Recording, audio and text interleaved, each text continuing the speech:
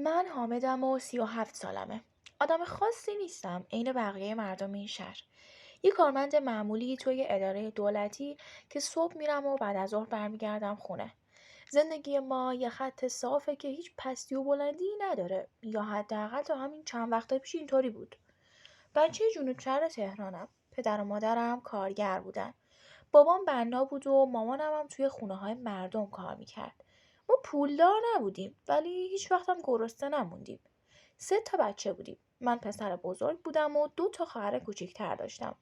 بابام خیلی سختگیر بود ولی دلسوز. میگفت حامد پسرم تو باید درس بخونی. نمیخوام مثل من جون بکنی پای دار بست. منم خوندم. شب و روز درس خوندم تا اینکه تونستم برم دانشگاه و لیسانس بگیرم. وقتی کارمند شدم انگار یه بار سنگین از روی دوش بابام برداشته شد. همون موقع بود که ژیلا اومد توی زندگی. ژیلا همکارم بود توی اداره. یه دختر آروم و سر به زیر که از یه خانواده مذهبی و کمی سنتی تر از ما می اومد. وضع مالیشون از ما بهتر بود ولی خب ژیلا سادگی خودشو داشت. خیلی طول نکشید که بهش پیشنهاد ازدواج دادن. ژیلا هم بعد از یکم فکر کردن قبول کرد. سالی که من 25 ساله شدم با ژیلا ازدواج کردیم. جشن ساده ای گرفتیم چون نه من پول آنچنانی داشتم نه ژیلا دوست داشت خودش رو با آب آتیش بزنه. پدر ژیلا یه خونه کوچیک تو منطقه ما براش خرید. یه آپارتمان 40 متری که توی یه ساختمان 4 طبقه توی محله نظام آباد بود. زندگی ما از همونجا شروع شد. 11 سال گذشت. نه زیاد خوش بودیم نه بد. زندگی آروم بود. تنها قصه‌ای که توی دل جفتمون ریشه دوونده بود بچه دار نشدن بود. از همون سالای اول دنبالش بودیم. دکتر، درمان، دارو همش رو امتحان کردیم. دکترها بالاخره بعد از 1000 تا آزمایش گفتن مشکل از ژیلاست. رحمش ضعیفه و احتمال بارداریش پایینه. ژیلا خیلی ناراحت شد. چند ماه افسردگی گرفت. من سعی میکردم بهش دلداری بدم و بگم که مهم نیست، همین که تو پیشم هستی برام کافیه. ولی میدونستم که اون دلش بچه میخواست. زنه، غریزه مادرانه داره. بالاخره آروم شد اما اون حسرت همیشه ته چشماش موند. یه جورایی ارتباط من و ژیلا رو هم سرد کرد. دیگه شور و شوق سالهای اول رو نداشتیم. مثل 2 تا همخونه شده بودیم که همدیگر رو دوست دارن ولی یه چیزی ته دلشون کمه. توی همین ساختمان 4 واحدی واحد بغل دستی ما یه زن و شوهر دیگه بود. لیلا و فرهاد. فرهاد توی بازار آهن کار میکرد. سنش از من و ژیلا بیشتر بود. حدود 45 سالش بود. لیلا هم حدود 40 سالش بود. اینا هم بچه نداشتن. دقیقا مثل ما. شاید همین موضوع باعث شد که ما خیلی زود با هم صمیمی بشیم. لیلا و فرهاد از روز اولی که اومدن همسایه ما شدن رفت و آمدمون شروع شد. اولش فقط سلام علیک دم در. بعد کم کم به دیدن توی خونه کشید. فرهاد مرد آروم و با معرفتی بود. زن و شوهر خوبی به نظر می رسیدن. لیلا هم زن خوش صحبت و شوخی بود برخلاف ژیلای من که همیشه توی خودش بود.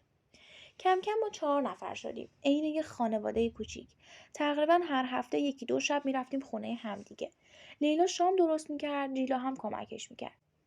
من و فرهاد هم می‌نشستیم پای بازی تخت نرد یا یه گپ ساده درباره کار و گرونی. فرهاد وضع مالیش از من بهتر بود. یه ماشین خوب داشت و لباسای مارکدار می‌پوشید. ولی هیچ وقت برای ما پوز نداد. همیشه احترام می‌ذاشت و با ما مثل برادر و خواهر خودش برخورد می‌کرد. همین باعث شد من و فرهاد خیلی با هم رفیق بشیم. اگه کاری داشتم، فرهاد اول کسی بود که به کمکم میومد. اگه یه روز ماشینش رو میخواست، بهم میداد. یه جورایی تکیه‌گاهمون شده بود. این رفت و آمدها باعث میشد که ژیلا هم یکم از اون حال و هوای افسردگی در بیاد. با لیلا سرگرم میشد. گاهی میرفتن خرید، گاهی با هم یه فیلم میدیدن. منم خوشحال بودم که یه نفر توی این زندگی هست که میتونه حال ژیلا رو خوب کنه. این زندگی هم آروم تو همین چارچوب داشت پیش میرفت. تا اینکه یه روز صبح زنگ خونه ما به صدا درآمد. ساعت 7 صبح بود. من داشتم حاضر می شدم که برم سر کار. ژیلا رفت دم در. صدای جیغ ژیلا اومد و بعد صدای گریه لیلا رو شنیدم که میگفت حامد فرهاد مرده. خشکم زد. رفتم دم در. لیلا روی زمین نشسته بود و موهاشو میکشید. ژیلا داشت بغلش میکرد. لیلا هی میگفت قلبش گرفت. هیچی نگفت. یهو دستشو گذاشت رو سینه‌ش و افتاد.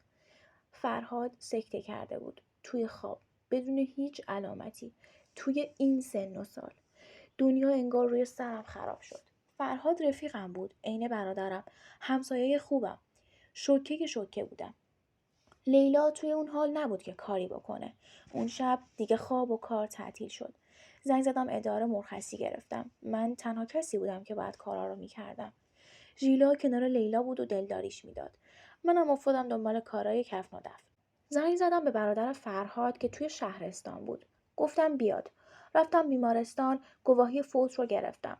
خودم رفتم دنبال سنگ قبر، کارای مسجد، غذا برای مراسم، همه کارا رو من افتاده بود. عین اینکه فرهاد برادر خودم بوده. توی اون چند روز لیلا یه آدم دیگه شده بود. فقط گریه میکرد. من تا حالا لیلا رو اینقدر ضعیف ندیده بودم. همیشه پر انرژی بود. حالا یه گوشه نشسته بود و هیچی نمیگفت. 3 روز بعد فرهاد رو خاک کردیم. یه مراسم خاکسپاری خیلی شلوغ بود. من همه فامیل و دوست و آشنای فرهاد رو دیده بودم، ولی هیچ کدومشون اونقدر صمیمی نبودن که توی اون لحظه بتونن کاری برای لیلا بکنن. بعد از مراسم لیلا اومد توی خونه ما. نمیتونست توی خونه خودش بمونه. ژیلا اتاق خواب مهمان رو بهش داده بود. چند روز پیش ما موند. حالش خیلی خراب بود. من سعی میکردم زیاد تو چشمش نباشم تا راحت باشه. ولی ژیلا میگفت لیلا هیچی نمیخوره، هیچی نمیگه، فقط گریه میکنه. بعد از یه هفته برادر فرهاد اومد و لیلا رو برد خونه خودشون. گفتن تا 40 اونجا میمونه تا حالش بهتر بشه. توی اون مدت خونه لیلا خالی بود. من هر روز میرفتم سر میزدم و یه سری به وسایلش میزدم. آب و برق رو چک میکردم. کلید خونه لیلا دست من بود. فرهاد خودش یه روز به من داده بود. گفته بود حامد کلید خونه دست تو باشه. یهو اگه لازم شد در رو باز کنی. منم گرفته بودم و هیچ وقت فکر نمیکردم اینطوری لازم بشه. 40 روز گذشت. 40 روزی که برای من و ژیلا هم سخت گذشت. ما هم انگار یه تیکه از وجودمون رو از دست داده بودیم. دیگه اون رفت و آمدهای شبانه نبود. خنده ها نبود. صدای بلند حرف زدن فرهاد نبود. زندگی دوباره برگشت به همون خط صاف. ولی این بار یکم تیره تر. روز 40 رسید. مراسم سر خاک بود. یه عالمه آدم اومده بودن. لیلا یه کت و دامن مشکی پوشیده بود که توی تنش زار میزد. خیلی لاغر شده بود. صورتش عین گچ سفید بود. از دور که دیدمش دلم براش سوخت. وقتی مراسم تموم شد و مردم کم کم رفتن، ما موندیم. من و ژیلا و یه سری از فامیلای نزدیک فرهاد. رفتم یه گوشه ایستادم که لیلا با فرهاد خلوت کنه. ژیلا هم رفت کنارش. یهو دیدم لیلا بلند شد. اومد طرف من. ژیلا داشت با مادر فرهاد حرف میزد. لیلا اومد درست کنارم ایستاد. خیلی نزدیک. بعد دهنشو آورد نزدیک گوشم و آروم جوری که هیچ کس نفهمه گفت حامد امشب بدون اینکه ژیلا بفهمه یه سر به هم بزن. کارت دارم. من شوکه شدم. اصلا نتونستم حرفی بزنم. فقط نگاهش کردم. لیلا نگاه کرد توی چشمم و بعد انگار که هیچ اتفاق نیفتاده برگشت و رفت پیش ژیلا. مغزم داشت سوت میکشید. کارت دارم، اونم بدون اینکه ژیلا بفهمه. لیلا اون روزا توی خونه‌شون بود با برادر شوهرش و خانمش. چطور میتونستم برم؟ اصلا برای چی؟ سعی کردم خودم رو عادی نشون بدم. رفتم کنار ژیلا و گفتم من میرم ماشین رو بیارم دم در. ژیلا گفت باشه. توی راه که داشتم میرفتم سمت ماشین مغزم داشت هزار تا فکر میکرد. چرا باید لیلا این حرف رو میزد؟ اون داشت توی جمع فامیلی زندگی میکرد. بالاخره رفتیم خونه. شب شد. ژیلا خسته بود. گفت من میخوام زود بخوابم. امروز خیلی فشار روم بود. من گفتم باشه عزیزم، منم یکم پای تلویزیون میشینم و بعد میخوابم. دراز کشیدم روی مبل توی حال. ساعت 11 شب بود. ژیلا توی اتاق خواب بود. صداش نمیومد. انگار خوابیده بود. قلبم داشت عین گنجشک میزد. حس میکردم یه کار اشتباهی میخوام بکنم، ولی یه کنجکاوی دیوانه‌واری منو میکشید. نمیتونستم به اون حرف لیلا فکر نکنم. بالاخره بلند شدم. کاپشنم رو پوشیدم. یه دکمه کتم رو بستم و رفتم سمت در. صدای در رو خیلی آروم بستم. جوری که ژیلا نفهمه. توی راهرو کفشام رو پوشیدم. کلید خونه خودم توی جیبم بود. کلید خونه لیلا رو هم برداشتم. از پله‌ها رفتم پایین. تاریک بود. توی راه پله طبقه اول آروم آروم قدم برداشتم. رسیدم به در خونه لیلا و فرهاد. دستم میلرزید. کلید رو توی قفل چرخوندم. یه صدای تیک کوچیک اومد. در رو باز کردم. خونه تاریک بود. بوی موندگی میداد. بوی عود و گلاب هم توی فضا بود. خیلی آروم رفتم توی خونه و در رو پشت سرم بستم. بعد یه چراغ کوچیک توی پذیرایی رو روشن کردم. لیلا توی پذیرایی نشسته بود. روی مبل تک نفره. لباسای مشکی تنش بود ولی موهاشو باز کرده بود. صورتش آروم بود. دیگه گریه نمیکرد. لیلا گفت سلام حامد. صدای خودش بود ولی یه جوری آرومتر. من گفتم سلام لیلا، حالت چطوره؟ لیلا گفت بیا بشین. رفتم روی مبل 3 نفره روبروش نشستم. من گفتم گفتی کارم داری، اتفاقی افتاده؟ لیلا گفت نه اتفاق نیفتاده، یه کاری داشتم که باید با تو حرف می زدم. لیلا گفت حامد من نمیتونم بدون شوهر بمونم. این جمله رو خیلی محکم گفت. انگار داشته حقیقت رو میگفت که مدتها توی دلش نگه داشته بود. من شوکه شدم. انتظار هر حرفی رو داشتم جز این. من گفتم لیلا 40 روز فرهاد رفته، این حرفا چیه؟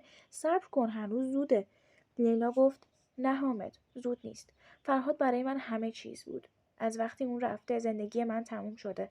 اما من نمیتونم تنهایی زندگی کنم. نمیتونم. میدونی من به یه مرد نیاز دارم. من سکوت کردم.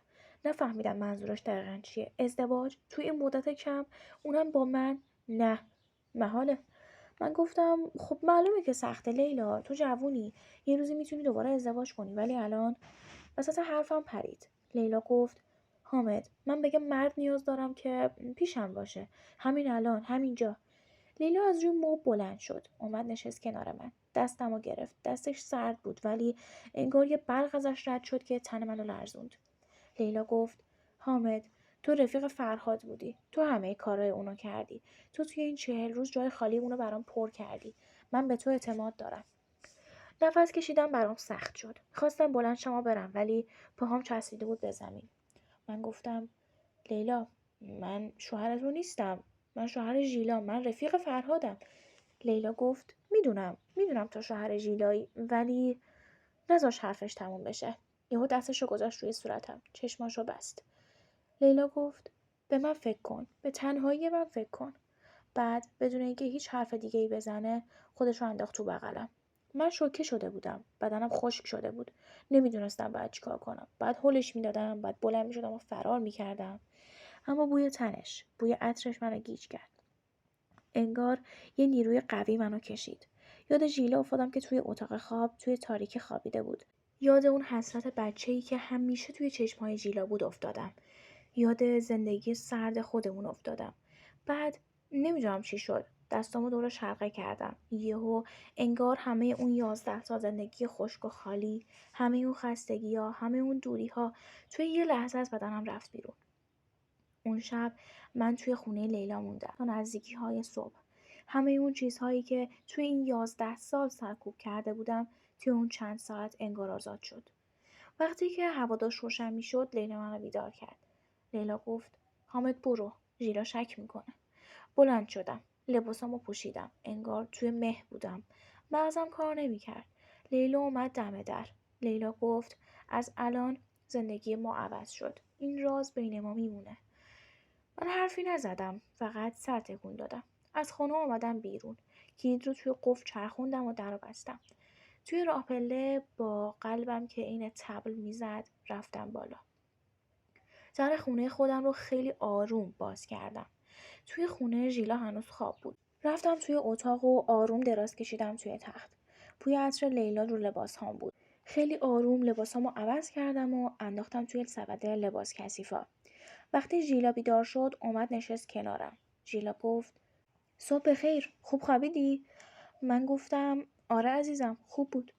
به چشمای ژیلا نگاه کردم. اون هیچ وقت نفهمید که من اون شب کجا بودم. هیچ وقت نفهمید که بهترین رفیق شوهرش حالا توی رخت خوابش خوابیده بود. هیچ وقت نفهمید که زندگی ما همون لحظه برای همیشه تغییر کرد. اون شبی که از خونه لیلا برگشتم دیگه آدم قبل نبودم. تمام اون روز توی اداره بین یه روح سرگردون بودم. ذهنم پر بود از لیلا، از دستای سردش، از بوی عطرش و از اون جمله کوبندش. من نمیتونم بدون شوهر بمونم. وقتی برگشتم خونه ژیلا داشت شام درست میکرد. رفتم سمتش، بغلش کردم. دلم میخواست خودمو بهش بچسبونم. شاید عذاب وجدانم کمتر بشه. ژیلا گفت چی شده حامد، خوبی؟ من گفتم آره عزیزم، خسته‌ام فقط. تو دلم میدونستم خستگی نیست، یه چیز دیگه است، یه حس قوی و ممنوعه که تازه تمشو شده بودم. اون چند هفته بعد از چلم فرهاد برای من عین جهنم بود. از یه طرف عذاب وجدان کشتن رفیقم و خیانت به زنم، از یه طرف دیگه یه میل عجیب و سیری ناپذیر به لیلا. دیگه نتونستم طاقت بیارم. یه شب وقتی مطمئن شدم ژیلا خوابیده به لیلا پیام دادم با یه خط اعتباری که تازه خریده بودم. من پیام دادم میتونم ببینمت؟ 5 دقیقه بعد جواب اومد و لیلا پیام داد منتظرتم، بیا. از اون شب قرار ما هر 2 شب یک بار توی خونه لیلا بود. لیلا بعد از چلم فرهاد برگشته بود خونش. فامیلاش رفته بودن شهرستان. اون توی خونه خالی تنها بود. ژیلا فکر میکرد لیلا افسرده است و میخواد تنها باشه. منم بهش دلداری میدادم و میگفتم باید بهش فرصت بدیم. هر بار که میرفتم خونه لیلا حس میکردم که دارم وارد یه دنیای موازی میشم. دنیایی که توی اون من حامد متأهل و کارمند معمولی نبودم. توی اون تاریکی، توی اون سکوت، من یه مرد دیگه بودم. یه مرد که دوباره شور و اشتیاق رو پیدا کرده بود. لیلا بلد بود چطور یه مرد رو سرگرم کنه. اون شوخی‌ها، اون خنده‌ها، اون حرفایی که توی زندگی با ژیلا دیگه بین ما نبود، توی ارتباط با لیلا جریان داشت. لیلا برعکس ژیلا پر از انرژی بود. همیشه یه ایده جدید داشت، یه حرف جذاب برای گفتن. هیچ وقت از زندگی باهاش خسته نمی‌شدم. یه شب لیلا بهم گفت حامد میدونی فرق تو با فرهاد چیه؟ من گفتم چیه؟ لیلا گفت فرهاد خوب بود، مرد خوبی بود. ولی عین یه آب ساکن بود. تو عین یه طوفانی، خطرناکی و هیجان انگیزی. اون حرفا، اون نگاه‌ها منو دیوونه کرده بود. داشتم غرق می‌شدم توی این ارتباط مخفیانه. ژیلا هم هیچی نمی‌فهمید. صبح که بیدار می‌شدم سعی می‌کردم عادی باشم، ولی می‌دونستم که دیگه هیچ وقت نمی‌تونم اون حامد قبلی باشم. بوی عطر لیلا همیشه ته ذهنم بود. زندگی ما توی همین روال عجیب و غریب داشت پیش میرفت. شبا با لیلا، روزا کنار ژیلا. حس میکردم دارم توی یه فیلم بازی میکنم. یه فیلم که نقش اولش یه آدم درو بود. تا اینکه یه روز صبح ساعت 8:30 بود. سر کار بودم. زنگ تلفنم خورد. برادر ژیلا بود. صداش میلرزید. برادر ژیلا گفت حامد، حامد کجایی؟ من گفتم ادارم. چی شده؟ صدا چرا اینطوریه؟ برادر ژیلا گفت بیا خونه ما. بابا، مامان، گاز گرفتگی، هیچ کس زنده نمونده. دنیا توی اون لحظه برای من تموم شد. گوشی از دستم افتاد. همکارام اومدن بالا سرم. فقط تونستم بگم خونه پدر ژیلا، گاز گرفتگی. سریع مرخصی گرفتم و خودم رو رسوندم به خونه پدر ژیلا. پلیس و آتش‌نشانی اونجا بودن. بوی گاز هنوز توی هوا بود. پدر، مادر و خواهر کوچک ژیلا همشون توی خواب بر اثر نشت گاز از بخاری جون داده بودن. دیدن ژیلا توی اون وضعیت قلبمو میسوزوند. ژیلا فقط جیغ میزد و گریه میکرد. نمیتونست قبول کنه. یه روز صبح بیدار شده بود و تمام خانوادش رو از دست داده بود. همه زندگیش. اون روزهای بعد از فاجعه دوباره من شدم مرد اول خونه. دوباره افتادم دنبال کارهای کف نرفت. ژیلا رو میبردم میآوردم، کارهای قانونی، کارهای اداری. دقیقا این فرهاد. منم شدم تکیهگاه یه زن عزادار. ولی این بار زنم بود. طی اون چند روز لیلا هم خیلی به ما کمک کرد. اومد پیش ژیلا، دلداریش داد، آشپزی کرد، ظرف شست. لیلا خیلی توی چشم ژیلا خوب بود. ژیلا میگفت لیلا خیلی زن خوبیه، اگه اون نبود من میمردم. لیلا هم نقش خودش رو خوب بازی میکرد، یه همسایه دلسوز و یه دوست قدیمی.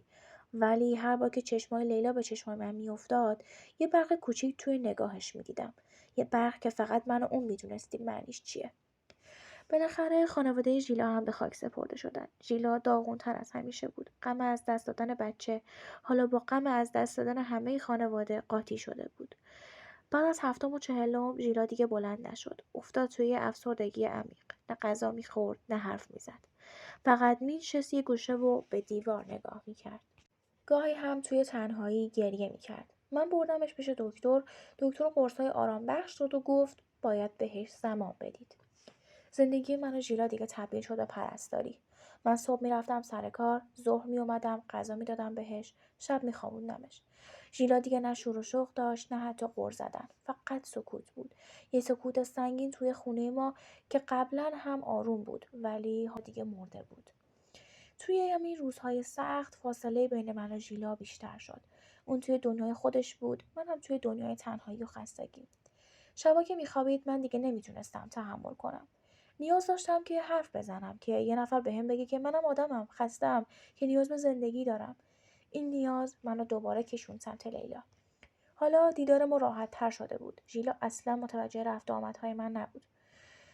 اون توی رخت خواب بود یا توی حال خیره به نقطه‌ای نامعلوم. شبها وقتی مطمئن می‌شدم ژیلا خوابه، آروم بلند می‌شدم، لباس می‌پوشیدم و می‌رفتم طبقه پایین خونه لیلا. لیلا توی اون مدت تنها جایی بود که من حس می‌کردم زنده‌ام. لیلا برام گوش بود.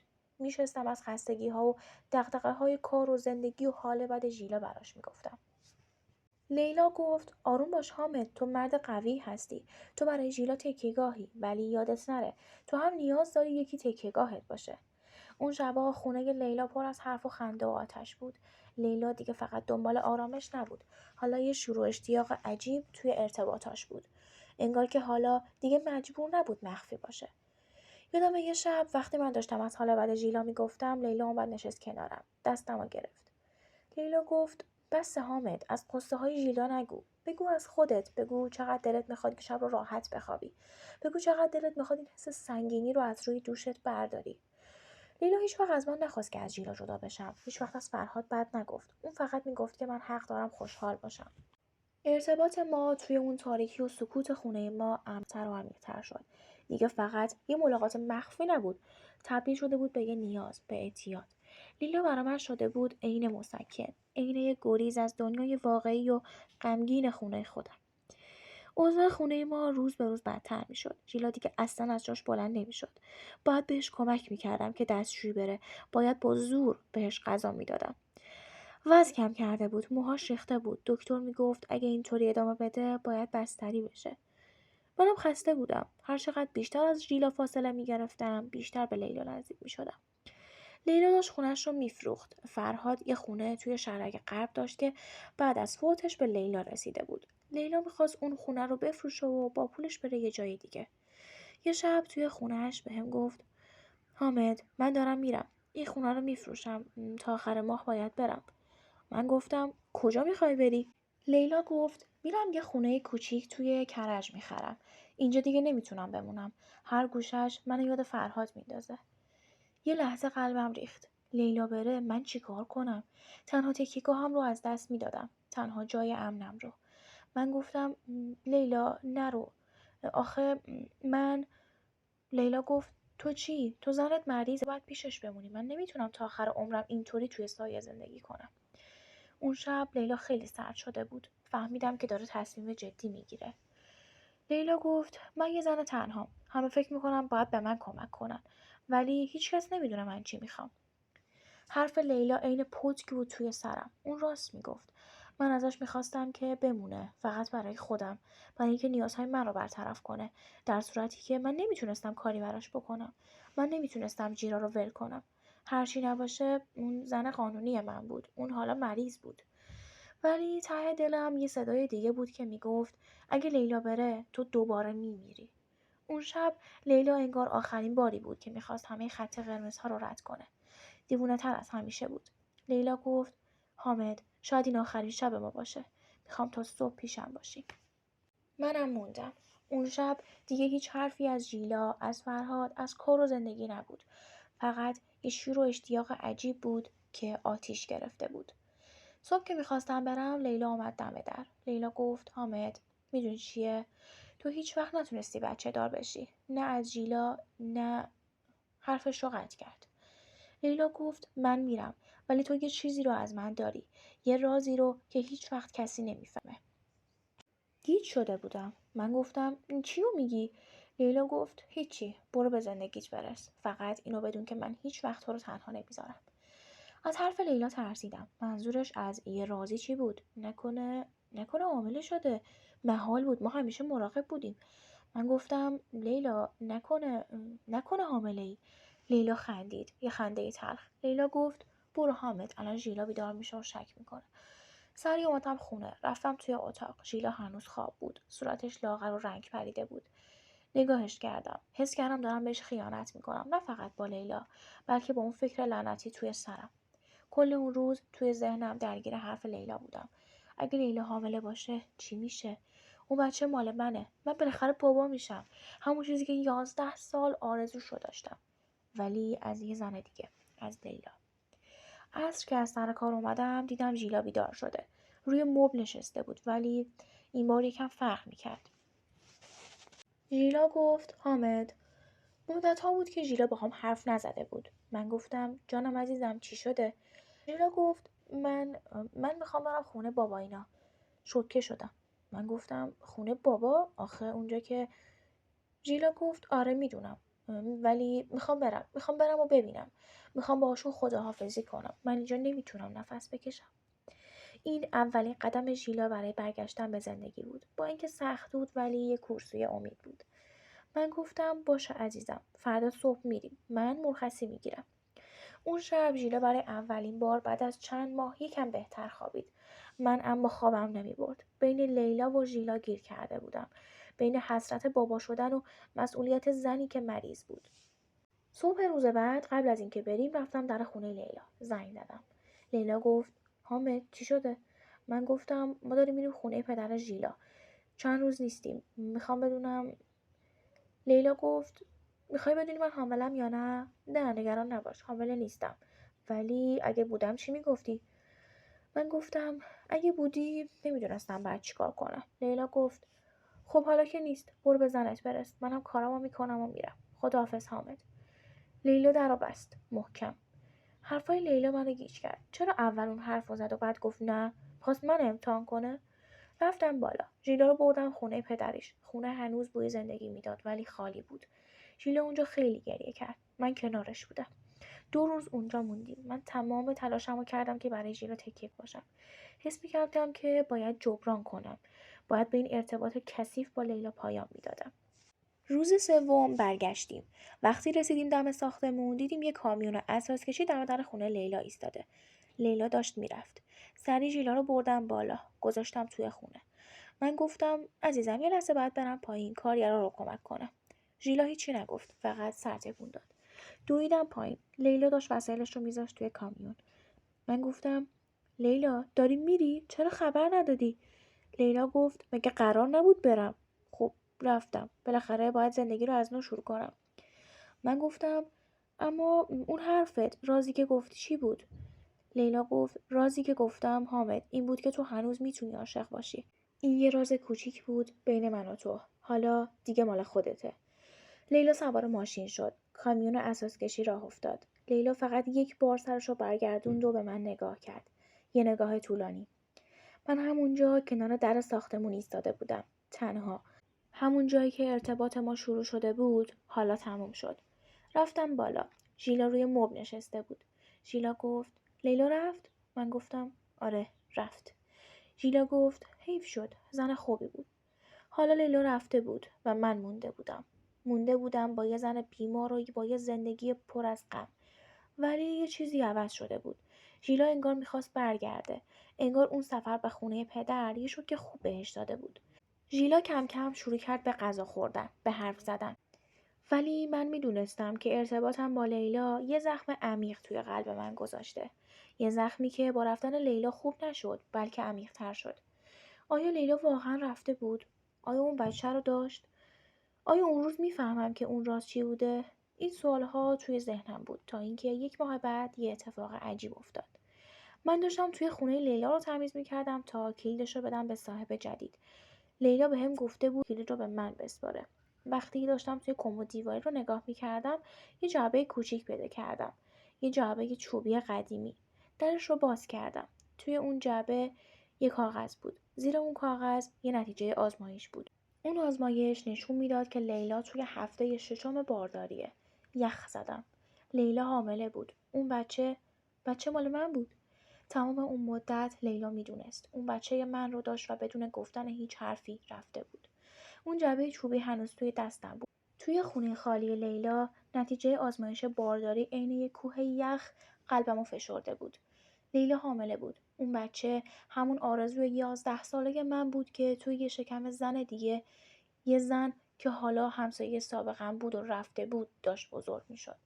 این دیگه یه راز کوچیک نبود. این یه زندگی بود. یه زندگی که تمام معادلات من رو به هم ریخت. کلید خونه لیلا رو انداختم توی جیبم. از اونجا رفتم بیرون و در رو بستم. توی خونه خودم ژیلا داشت ظرفای شام رو می‌شست. اون داشت آروم آروم برمیگشت به زندگی، ولی من تازه داشتم وارد یه بحران بزرگ می‌شدم. شب خوابم نبرد. اگه لیلا با این بچه بره، من باید چیکار می‌کردم؟ بچه من توی یه شهر دیگه بدون پدر. این همون چیزی بود که من همیشه می‌خواستم. من نمیتونستم ازش بگذرم. باید پیداش می‌کردم. فردا صبح رفتم اداره، ولی تمام مدت ذهنم درگیر لیلا و بچه بود.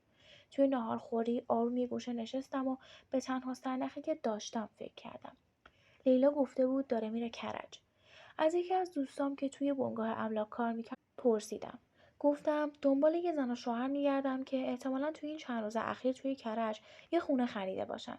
مشخصات لیلا رو دادم. بالاخره بعد از 2 روز جستجو و چند تا تماس تونستم آدرس یه آپارتمان توی یه شهرک جدید توی کرج رو پیدا کنم. بعد از ظهر به ژیلا گفتم که یه کار مهم اداری برام پیش آمده و باید برم کرج. ژیلا گفت باشه حامد، زود برگرد. رفتم کرج. آدرس رو پیدا کردم. یه آپارتمان نوساز توی طبقه دوم. دلم عین سیر و سرکه می جوشید. زنگ رو زدم. صدای لیلا اومد. لیلا گفت بله. من گفتم منم حامد. صدای لیلا رو شنیدم. بعد صدای در باز شد. لیلا پشت در ایستاده بود با یه لباس ساده خونه. از اون روز که رفته بود خیلی لاغر شده بود، ولی چشماش هنوز هم همون برق رو داشت. لیلا گفت تو اینجا چی کار میکنی؟ من گفتم بذار بیام تو. رفتم توی خونه. خونه پر از کارتون‌های اساسی بود که هنوز باز نشده بودن. لیلا منو برد توی آشپزخونه. بهش گفتم چرا رفتی؟ چرا هیچی بهم نگفتی؟ لیلا گفت چی رو بعد میگفتم؟ تو زن و زندگی خودتو داشتی. منم بعد راه خودم رو میرفتم. اگه میگفتم تو رو توی موقعیت سخت میذاشتم. من گفتم موقعیت سخت؟ این بچه منه، این آرزوی منه. صدام بالا رفته بود. لیلا آروم گفت آروم باش حامد، همسایه ها میشنون. نشستم روی صندلی، دستامو گذاشتم روی سرم. من گفتم من نمیتونم این بچه رو ول کنم، میفهمی؟ من نمیتونم. لیلا نشست رو بروم، نگاه کرد توی چشمم. لیلا گفت حامد من خودم تنهایی بزرگش میکنم، نمیخوام زندگی تو رو خراب کنم. من گفتم خراب میشه. اگه بچه‌مو ببینم میخوام که پیشم باشه. لیلا تو نمیتونی تنها این بچه رو بزرگ کنی. چه جوابی به مردم میدی؟ بگی شوهرت مرده و تو حامله شدی؟ لیلا سکوت کرد. این همون نکته‌ای بود که من میدونستم لیلا رو گیر میندازه. حفظ آبرو برای یه زن توی جامعه ما همه چیزه. من گفتم لیلا بیا یه کاری کنیم. من نمیخوام که بچه من توی محیط غیر عادی بزرگ بشه. من میخوام پیش ژیلا باشم، ولی تو باید بیای پیش ما. لیلا گفت پیش شما؟ یعنی چی؟ من گفتم یعنی زن دوم من بشی، یعنی عقدت کنم. بعد همه چیز رو به ژیلا میگیم که ما با هم بودیم. این بچه هم مال ماست. تو میشی زن قانونی من و مادر بچه من. اینجوری هم آبروی تو حفظ میشه، هم بچه من پیش خودمه. لیلا چشماش گرد شد. لیلا گفت چی میگی حامد؟ تو دیوونه شدی؟ ژیلا منو میکشه. خونه تو میشه جهنم. من گفتم جهنم بشه. من دیگه نمیتونم بازی کنم. من یه پدرم. اگه ژیلا منو دوست داشته باشه، اگه منو بخواد، باید تحمل کنه. اگه هم نکرد، من بچه‌مو انتخاب میکنم. لیلا بلند شد. رفت کنار پنجره. لیلا گفت من اینطور نمیتونم زندگی کنم. زن دوم هوو. من گفتم چاره دیگه ای نداریم. به خاطر بچه. اگه نمیخوای من همین الان میرم و دیگه پیدام نمیشه. تو هم بچه تو بدون پدر بزرگ کن و به همه بگو که فرهاد بوده. حرفم رو قطع کردم. لیلا چرخید سمتم. چشماش پر از اشک بود. لیلا گفت نمیتونم. میدونی که نمیتونم. من گفتم پس بیا و زن من شو. ما 3 نفری توی یه خونه زندگی میکنیم به خاطر بچم. لیلا یه نفس عمیق کشید. لیلا گفت باشه میام. ولی اگه ژیلا برای سر من آورد تو مسئولشی. من گفتم نمیذارم. من کنارتم. بعد از اون شب برگشتم تهران. مغزم داشت منفجر میشد. حالا باید میرفتم و همه چیز رو به ژیلا میگفتم. 2 روز طول کشید تا جرأت کنم. ژیلا داشت شام درست میکرد. رفتم توی حال نشستم. من گفتم ژیلا باید باهات حرف بزنم. ژیلا کارش رو قطع کرد. اومد نشست روبروم. صورتش آروم بود. ژیلا گفت بگو حامد چی شده؟ من گفتم درباره من و لیلا. ژیلا اخم کرد. ژیلا گفت چیزی بین شما بوده؟ من دیگه نمیتونستم پنهان کنم. همه چیز رو از شب 40 فرهاد تا بارداری لیلا گفتم. از اون حسرت بچه دار نشدن که منو کشون سمت لیلا. از اینکه لیلا رفته اما حالا باید برگرده. وقتی حرفام تموم شد سکوت توی خونه ما حکم فرما شد. یه سکوت کشنده. ژیلا خیره شده بود به دیوار. یهو سرشو بالا آورد. چشماش عین آتیش شده بود. ژیلا با صدای بلند و لرزون گفت تو با زن رفیقت؟ من گفتم ژیلا آروم باش. ژیلا بلند شد. شروع کرد به جیغ زدن و گریه کردن. ژیلا گفت تو منو چی فرض کردی؟ من الان مریضم، تنهایی کشیدم. حالا تو میای و میگی با اون مار توی آستینت بود و حالا اون حامله است. تمام ظرف‌ها و کاسه‌های روی میز رو پرت کرد روی زمین. صداشون توی آپارتمان پیچید. ژیلا گفت تو میخوای اون بیاد تو خونه من، تو زندگی من؟ من گفتم اون مادر بچه منه ژیلا، به خاطر همه سالایی که نتونستیم. نذاش حرفمو تموم کنم. اومد سمتم. صورتش قرمز بود. دوتا دستشو بلند کرد و شروع کرد به کوبیدن روی سینم. ژیلا گفت دروغگو، خائن، تو رفیقت فرهادو کشتی، تو منو کشتی. من فقط گرفتمش، بغلش کردم. اون یه بچه توی بغلم وول میخورد و گریه میکرد. من گفتم ژیلا ببخش. من میدونم اشتباه کردم ولی حالا باید این بچه رو قبول کنیم. ژیلا دست از گریه برداشت. منو هل داد عقب. رفت توی آشپزخونه و یه چاقو برداشت. ژیلا با صدای خفه گفت اگه پاشو توی این خونه بذاره من یا خودمو میکشم یا اونو. من ترسیدم. رفتم چاقو رو از دستش گرفتم. گفتم ژیلا من اونو عقد میکنم. اون زن قانونی من میشه. تو باید تحمل کنی. تمام اون شب ژیلا گریه کرد و جیغ زد. صبح که رفتم اداره اون هنوز خواب بود. صورتش پف کرده بود. 2 روز بعد با لیلا رفتیم و یه عقد ساده توی دفترخونه گرفتیم. فقط با حضور چند تا شاهد. لیلا شد زن دوم من، زن قانونی من. من یه آپارتمان جدید برای لیلا تو همون کرج اجاره کردم تا سر و صداها بخوابه. ولی باید میگفتم که لیلا بیاد خونه ما. من نمیتونستم هر روز برم و بیام. ژیلا هم کم کم داشت بهتر میشد و اگه من زیاد از خونه دور میشدم شک میکرد. یه هفته بعد رفتم سراغ ژیلا. من گفتم ژیلا، لیلا الان زن منه. من نمیتونم بچه‌مو دور از چشمم بزرگ کنم. اون بعد بیاد توی این خونه. من برای تو یه اتاق دیگه توی حال درست میکنم ولی اون بعد تو اتاق اصلی بخوابه. ژیلا بلند شد با یه چشمای خالی. ژیلا گفت تو رو از این خونه میندازم بیرون. من گفتم نمیتونی، نصف این خونه مال منه. اگه میخوای طلاق بگیری بگیر، ولی من بچه‌مو میخوام. ژیلا زد زیر گریه ولی گریهش دیگه اون شور سابقه نداشت. یه جورایی تسلیم شده بود. اون هیچ کس رو نداشت، نه پدر نه مادر نه خواهر. برادرش هم توی شهر دیگه بود و نمیتونست بیاد تهران. اون جایی برای رفتن نداشت. ژیلا گفت باشه بیاد ولی من دیگه با اون توی خونه زندگی نمیکنم. اون برای من مرده. تو هم برای من مردی. من گفتم نه عزیزم، من هنوز شوهرتم. من این کارو کردم ولی تو هنوز زن اول منی. ما با هم زندگی میکنیم. بالاخره لیلا اومد. اساسش رو آوردیم توی خونه. ژیلا توی حال بود و یک کلمه هم حرف نزد. لیلا هم سرش پایین بود. من مجبور بودم به تقسیم بندی توی خونه بکنم. یه اتاق برای ژیلا توی حال و اتاق خواب اصلی برای من و لیلا. این شروع زندگی جدید ما بود. زندگی توی خونه کوچیک با 3 نفر که 2 نفرشون دشمن خونی بودن. از اون روز به بعد جنگ توی خونه ما شروع شد. یه جنگ سرد. لیلا می‌خواست توی آشپزخونه غذا درست کنه. ژیلا گفت حق نداری دست به وسایل من بزنی. ظرفا مال منه. تو از مال خودت استفاده کن. من مجبور شدم برم براشون 2 دست ظرف و ظروف بگیرم. ژیلا هیچ وقت با لیلا حرف نمیزد. اگه لازم بود چیزی بگه به من میگفت. ژیلا گفت حامد به زنت بگو اون حوله صورتی رو از روی رختاویز برداره. من گفتم لیلا حوله رو بردار. لیلا هم همینطور. لیلا گفت حامد به ژیلا بگو تلویزیون رو خاموش کنه، بچه‌م میترسه. من گفتم ژیلا تلویزیون رو خاموش کن. من شده بودم مترجم این 2 تا زن. زندگی من تبدیل شده بود به یه میدان جنگ خاموش. شبا که میرفتم توی اتاق خواب و کنار لیلا میخوابیدم دلم برای ژیلا میسوخت.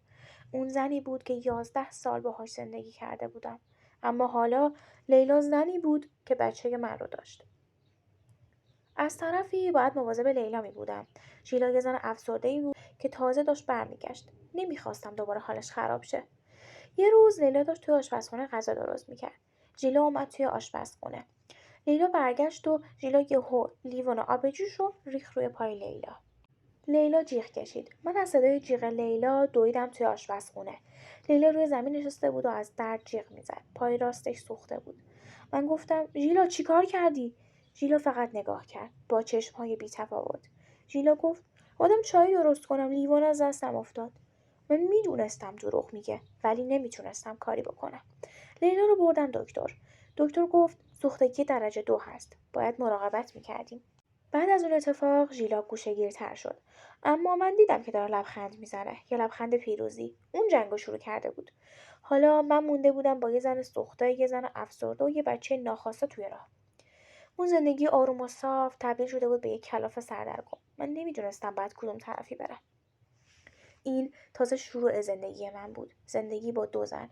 زندگی به عنوان یه پدر، یه خائن و یه داور توی جنگ خانگی. بعد از اون قضیه سوختگی پای لیلا دیگه توی خونه ما دعوا نبود. یه جورایی شده بود جنگل. ژیلا رسما با من و لیلا قهر بود، اما خب جایی هم نداشت که بذاره بره. مجبور بود بمونه و تحمل کنه.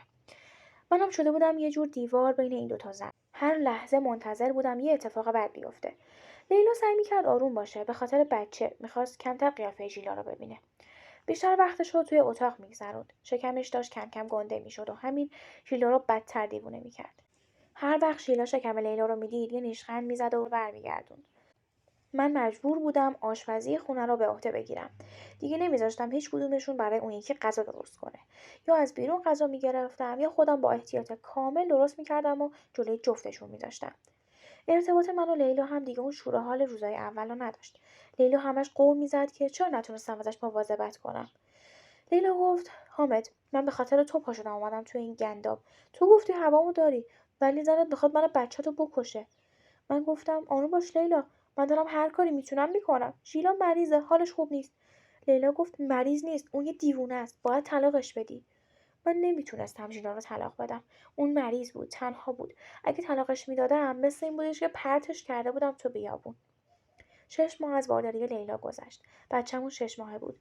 من داشتم برای اتاق بچه وسایل میگرفتم. داشتم یه کمد کوچیک میخریدم و این کارا. ژیلا رو از همیشه عصبانی تر میکرد. یه شب من دیر از اداره اومدم. خیلی خسته بودم. شامم نخورده بودم. لیلا گفت حامد من برای تو خودم ماکارونی درست کردم. مال ژیلا تو قابلم است. اون خودش میخوره. روی میز 2 تا بشقاب ماکارونی بود. یکی برای من، یکی برای لیلا. من خیلی گرسنه‌ام. سریع شروع کردم به خوردن ماکارونی. ماکارونی لیلا خیلی خوشمزه بود. من گفتم به به لیلا دمت گرم شد دست پختی. لیلا خندید. گفت نوش جونت. چند دقیقه نگذشت که احساس کردم لیلا حالش خوب نیست. رنگ صورتش پرید.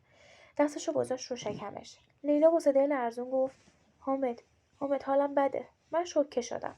لیلا سریع دوید سمت دستشویی. یه صدای وحشتناک از دستشویی اومد. دویدم سمت در دستشویی. در قفل بود. من گفتم لیلا چی شده؟ درو باز کن. صدای جیغ لیلا کل خونه رو پر کرد. یه جیغ بلند و خفه. ترسیدم. درو با پا زدم و شکوندم. لیلا افتاده بود روی زمین. صورتش عین گچ سفید بود. خون. همه جا خون بود. فهمیدم چی شده. سقط. بچه‌مو از دست دادم. تمام دنیای من همون لحظه خراب شد. زانوهام سوست شد و افتادم روی زمین. همه آرزوهام، همه اون امید برای بابا شدن، همش با اون خون روی زمین رفت. بالاخره تونستم خودم رو جمع جور کنم. زنگ زدم آمبولانس. توی اون شلوغی چشمم افتاد به ژیلا. ژیلا توی حال وایساده بود، دست به سینه. توی چشماش اصلا پشیمونی نبود. یه لبخند خیلی کوچیک و نامعلوم گوشه لبش بود. فهمیدم کار کیه. لیلا رو بردیم بیمارستان. دکتر گفت بچه رو از دست داده. حال لیلا هم خیلی خراب بود. توی راه برگشت از بیمارستان رفتم حال و جلوی ژیلا وایسادم. من گفتم تو چی ریختی تو غذا؟ ژیلا خیلی خونسرد گفت چی؟ من نمیدونم تو چی میگی. من گفتم دیدی که مرد، بچه‌م مرد، تو چی ریختی تو غذای اون؟ ژیلا گفت نمیخواستم تو آسیبی ببینی، میخواستم اون تنها بمیره. اون این حرفو عین یه چیز خیلی عادی گفت. فهمیدم که ژیلا دیگه رد داده. اون دیگه زن من نبود، یا روانی بود. طاقت نیاوردم. 2 دستم رو بردم بالا و محکم زدم تو صورتش. من گفتم تو یه قاتلی، تو قاتل بچه منی. ژیلا گریه نکرد. فقط نشست روی زمین و خیره شد بهم. 2 روز بعد لیلا از بیمارستان اومد خونه. اولین کاری که کرد این بود که رفت از ژیلا شکایت کرد. لیلا گفت اون عمدن این کارو کرد. من میدونم اون میخواست منو بکشه اما بچه تو رو کشت. پلیس اومد توی خونه ما. من هر چقدر گفتم فایده نداشت. پلیس از روی مدارک و حرفای لیلا ژیلا رو برد کلانتری. منم توی بازجویی‌ها همه چیزو گفتم. گفتم که ارتباطم با لیلا چی بوده، گفتم که ژیلا حالش خوب نیست، گفتم که توی خونه جنگ داشتیم. مامورا بعد از کلی تحقیق فهمیدن که ژیلا یه داروی سخت‌آور خیلی قوی ریخته بوده توی غذا. از اونایی که از جاهای غیرقانونی میفروشن. ژیلا رو نبردن زندون چون وضع روحی و روانش خراب بود و کسی رو هم نداشت. قاضی دستور داد که ژیلا رو ببرن تیمارستان. یه روز صبح من خودم ژیلا رو بردم تیمارستان. ژیلا رو بردن تو بخش بیمارهای شدید. وقتی در روش بستن و قفل شد برگشت و به من نگاه کرد. تو چشماش هیچی نبود. نه عشق نه نفرت. فقط خالی. اون دیگه ژیلای من نبود. بعد از رفتن ژیلا خونه ما عین قبرستون بود. حالا من و لیلا تنها بودیم ولی دیگه هیچ چیز بین ما نمونده بود. نه عشقی نه بچه‌ای. فقط حسرت و عذاب وجدان. یه هفته بعد لیلا اومد تو حال نشست. لیلا گفت حامد من دارم میرم. من گفتم کجا؟ لیلا گفت میرم شهرستان پیش مامانم. دیگه نمیتونم اینجا بمونم. اینجا پر از خاطره فرهاده. پر از خاطره اون بچه است. من گفتم ولی تو زن منی. من تو رو تازه عقد کردم. لیلا گفت نه حامد تو شوهر من بودی تا وقتی که بچه بود ولی حالا بچه نیست. من همه چیزمو اینجا از دست دادم. زندگی با تو دیگه به درد من نمیخوره. من گفتم اما من دوستت دارم. لیلا خندید. یه خنده تلخ و خسته. لیلا گفت نه حامد تو منو دوست نداری. تو بچه‌تو دوست داشتی. اگه بچه نبود تو هیچ وقت زن تو ول نمی‌کردی. لیلا گفت من ازت طلاق میخوام. بفرستش. هر وقت فرستادی میام و امضا میکنم. همون شب لیلا رفت. فقط یه چمدون کوچیک برداشت و رفت. من حتی نرفتم دم در که بدرقش کنم. میدونستم که دیگه همه چیز تموم شده. رفتم طلاق لیلا رو گرفتم. خیلی راحت. اون اومد و امضا کرد و رفت. دیگه هم هیچ وقت ندیدمش. حالا من دوباره تنها بودم. تو همون آپارتمان 40 متری نظام آباد. خودم بودم و هزار تا خاطره گند. هر روز صبح میرفتم اداره. بعد از ظهر میومدم خونه. خونه سردی که حالا واقعا خالی شده بود. نه صدای ژیلا بود نه صدای پای لیلا. فقط صدای سکوت بود. تنها کاری که مونده بود این بود که ماهی یه بار برم تیمارستان به ژیلا سر بزنم. ژیلا تو بخش نشسته بود و به سقف نگاه میکرد. گفتم ژیلا خوبی؟ ژیلا گفت خوبم. اینجا هوا خوبه. آرومه. هیچ وقت از اون روزا توی خونه ما حرف نمیزد. انگار هیچ وقت اتفاق نیفتاده بود. من خودم توی این ماجرا باختم. بچم رو باختم. رفیقم فرهاد رو باختم. دوتا زن رو باختم. همه چیز رو باختم. زندگی من از اون خط صاف و آروم شد یه طوفان گنده. طوفانی که همه چیز رو با خودش برد و حالا فقط من مونده بودم. یه مرد تنها توی آپارتمان خالی که تمام وجودش پر از عذاب وجدان و حسرت بود. من حامد 37 سالم. آدم خاصی نیستم عین بقیه مردم این شهر. یه کارمند معمولی. ولی ته دلم یه قاتل کوچیک زندگی میکنه. قاتل خودم.